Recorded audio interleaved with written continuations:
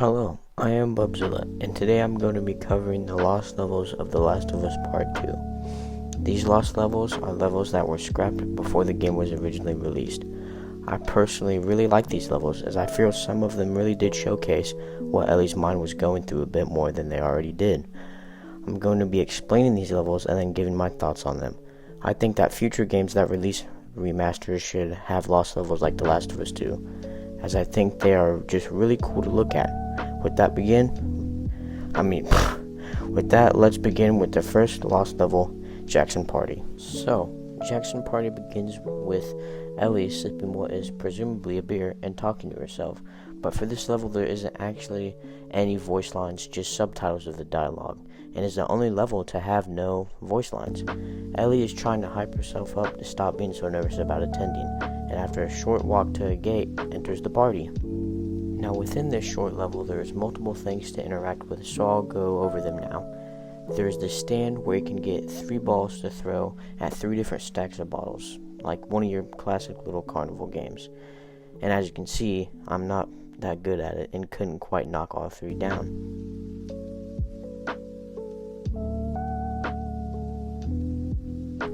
Next, there's a little face painting table where Ellie can actually sit down and get her face painted with what seems to be white paint while having a short talk with a woman named Kat.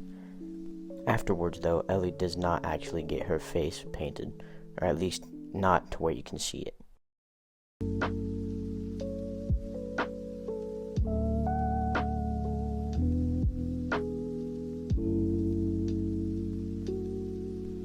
The next thing you can interact with is just a drink table, where you can actually choose which drink you want to drink, which I think is a cool little thing.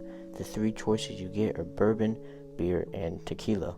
I, of course, chose tequila, because I just think the name is kind of funny.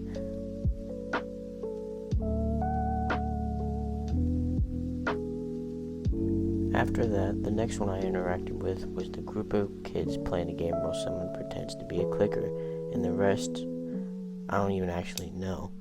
But after interacting with the kid, Ellie picks up the kid and says she's playing now, where something I think is kind of cool is how you go into listening mode, and this time it's just completely dark with the kid's shadow or silhouettes visible. And after interacting with one, Ellie gets thrown to the ground by 2 kids, which gets Ellie to give up and probably waking up with a sore back tomorrow, with how hard she hit her back on that straight concrete.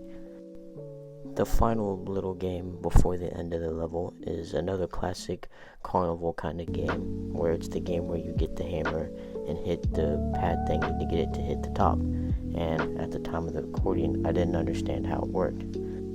On to the end of the level. The level ends by walking up and interacting with Maria, where Ellie and Maria share this weird kind of half hug, and then Tommy walks up having a little shoulder pat. I don't know really what to call it. And Tommy opens the door for Ellie as Ellie walks inside and the level ends. In my opinion, I think this is the worst lost level out of all 3 if I had to rank them. But I still would have liked this to have been added to the game, as I would rather have more gameplay than cutscenes, as this was seemingly cut out just for the cutscene of the Winter Dance, instead of this, and then the cutscene that would trigger after the level end of the Winter Dance, if this was in the game, is my guess.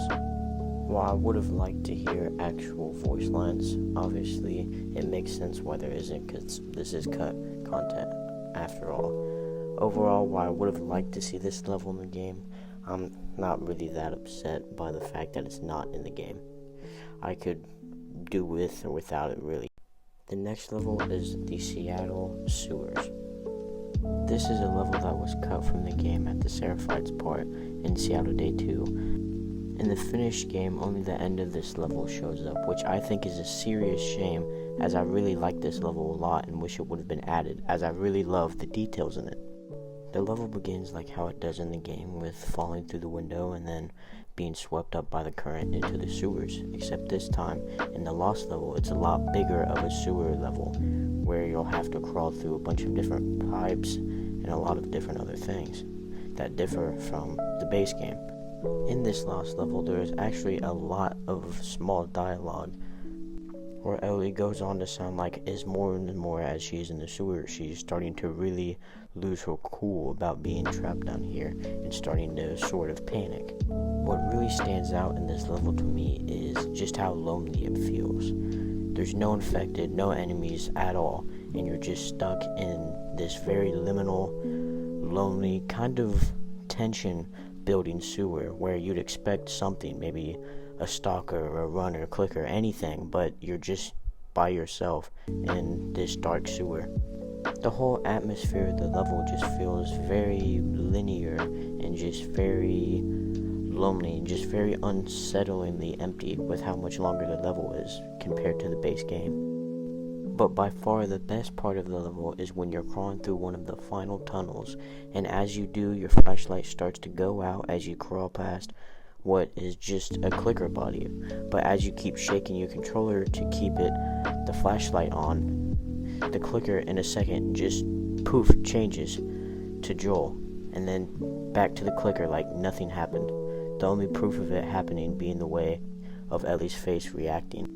This is such a cool little detailed scene to me, as I feel like there was not really enough scenes of just the pure trauma someone like Ellie would have endured from seeing something like that close. While there is different cutscenes in the game showcasing it, I wish there would have been more real-time events like this, like maybe after completing a combat encounter, the final enemy's body would just flash in a second, just like it did in this scene, or just something to showcase that like it's still very much on the mind. I feel like things like that would have been so cool, and I so wish they would have kept this scene in the game, as I think it adds so much despite it being such a quick and quiet little scene.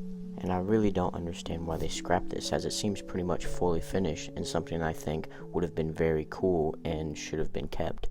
That's about all for this Lost level, or maybe I missed something, but on to the next and final Lost level, The Hunt. So this is the third and final Lost level, and is scrapped in place of a journal entry you can read in the farm chapter. The level begins with Ellie in some woods following a blood trail to a boar she shot as you follow it, eventually following it to this small little general store, where after squeezing your way in, you actually have a mini boss fight with the boar.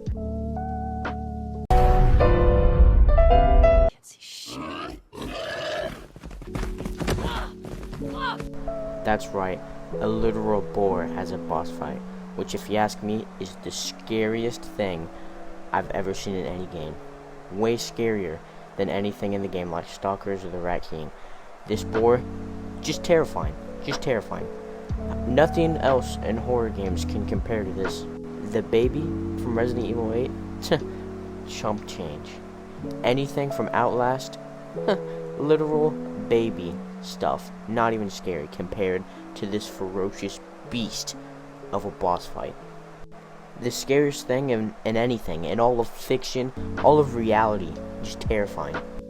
But after defeating the boar, we get this cutscene after following it into a back room where it's lying on the ground screaming as Ellie starts to have flashbacks to Joel's death.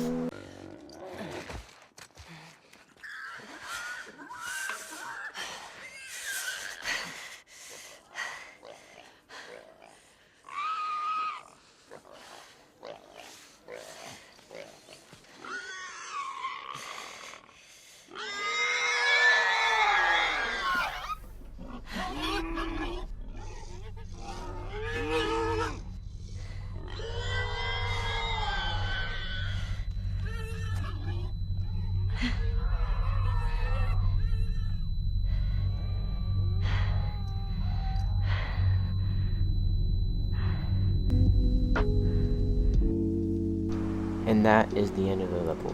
While I like this level, as I like how we at least get a cutscene instead of just a journal entry, I can also see why they would cut this, as I could also see this being a little bit unnecessary, especially with just a random boar like little mini boss fight. But I do love scenes like this, as I love knowing what the character is thinking, and seeing that even though Ellie has moved on to like this more peaceful farm life, what happened is still very much in her mind and still messing with her mentally. Well, this is the end of the video. This is actually the first video I've ever made, and it was pretty fun making, so I hope it was at least decently entertaining for you. But I've been Bubzilla, thank you for watching, and if you liked it, please consider subscribing for more videos. Bye bye.